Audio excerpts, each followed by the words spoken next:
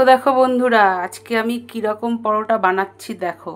তোমরা তো আলুর পরোটা খেয়েছো, ডিমের পরোটা খেয়েছো, সব কিছুর পরোটা খেয়েছো, কিন্তু এই পরোটাটা কি তোমরা খেয়েছো বন্ধুরা? না তোমরা বানিয়েছো কোনো সময়? যদি না বানিয়ে থাকো, না খেয়ে থাকো, চলো তোমাদের আজকে আমি সেটা দেখাবো। কি পরোটা আমি আজকে করছি, কিসের পরোটা বলো তো? চিনির পরোটা। চিনির পরোটাটা চলো দেখাই কিভাবে আমি করছি। দেখো রুটির মতন আমি বেলে নিয়েছি, এই দেখো দুখানা রুটি আমি বেলে নিয়েছি। এইবার আমি চিনির পুর দেবো পরোটাটার মধ্যে। চিনির পুরটাই দেখো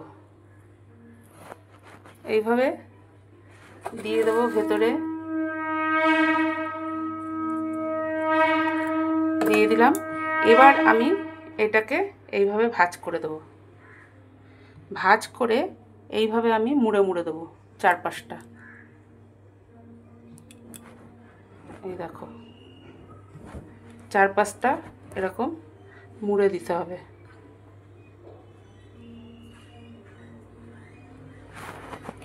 এইরকম মুড়ে, যাতে চিনিটা না বেরিয়ে যায় সেইভাবে চারধারটা তোমার মুড়ে দিতে হবে।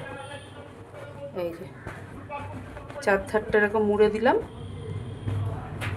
এবার আমি পরোটাটাকে তেলের মধ্যে ভাজবো। এই দেখো ভালো করে মুড়ে দিলাম চারধারটা।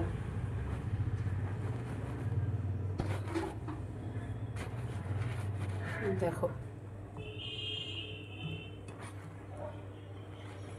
হয়ে গেছে। এই দেখো পরোটাটা ঠিক এরকম হবে।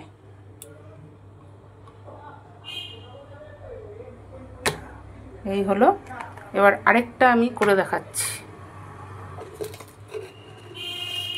আরেকটা ওইভাবে করতে হবে, চিনি পুর দিয়ে।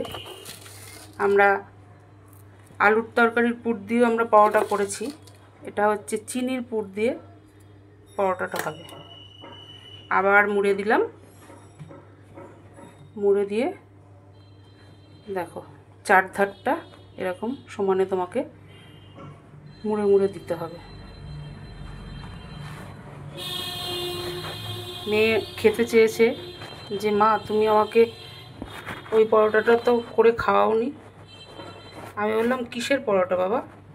তখন ও বললো যে ওই যে ভেতরে চিনি দিয়ে। আমি বলছি ও আচ্ছা ঠিক আছে, তোকে করে খাওয়াবো।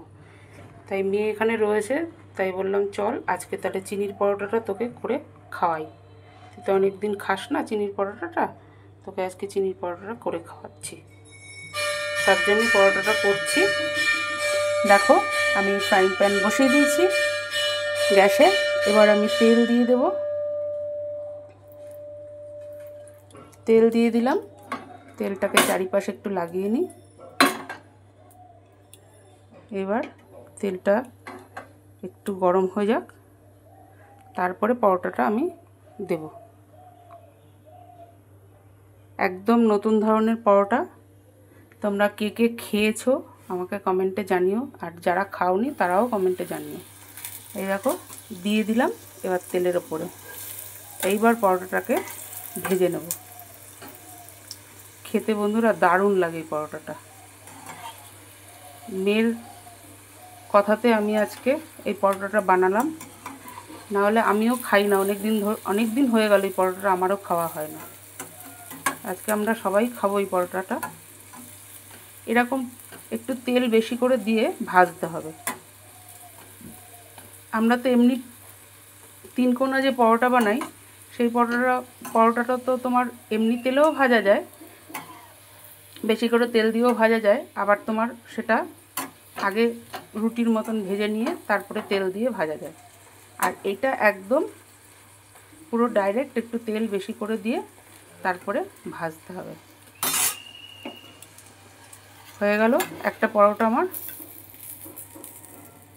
পরোটাটা আমি তুলে নেব। এবার আরেকটা আমি দিয়ে দেবো।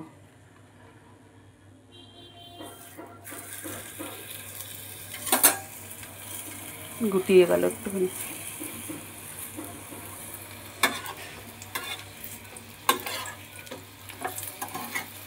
গুটিয়ে গেল বন্ধুরা। এক হাতে ফোন ধরে ভিডিও করা তো একটু গুটিয়ে গেল। যাক গে, এরকম লাল লাল করে পরোটাগুলো ভাজতে হবে পুরো।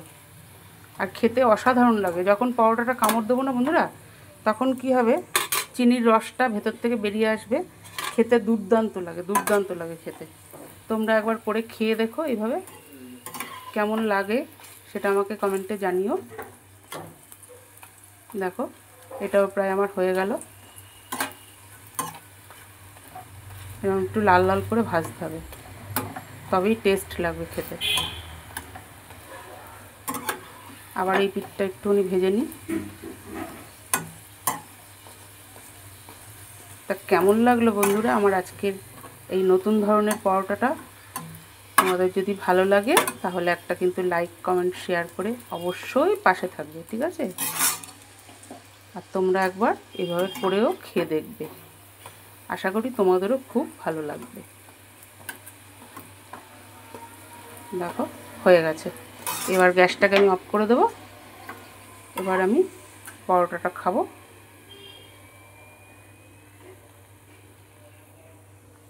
চলে এসো, তোমরাও আমার সঙ্গে পরোটা খাবে।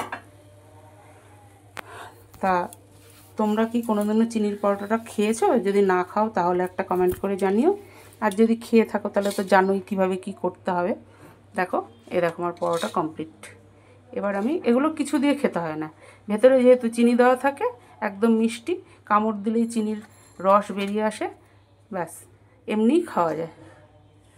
তা চলো জলখাবারটা খেয়ে নিই। তোমরা সবাই সুস্থ থেকো, ভালো থেকো, সাবধানে থেকো। আবার কালকে একটা নতুন ভিডিও তোমাদের সামনে নিয়ে আসবো। আজকের মতো টাটা, বাই বাই।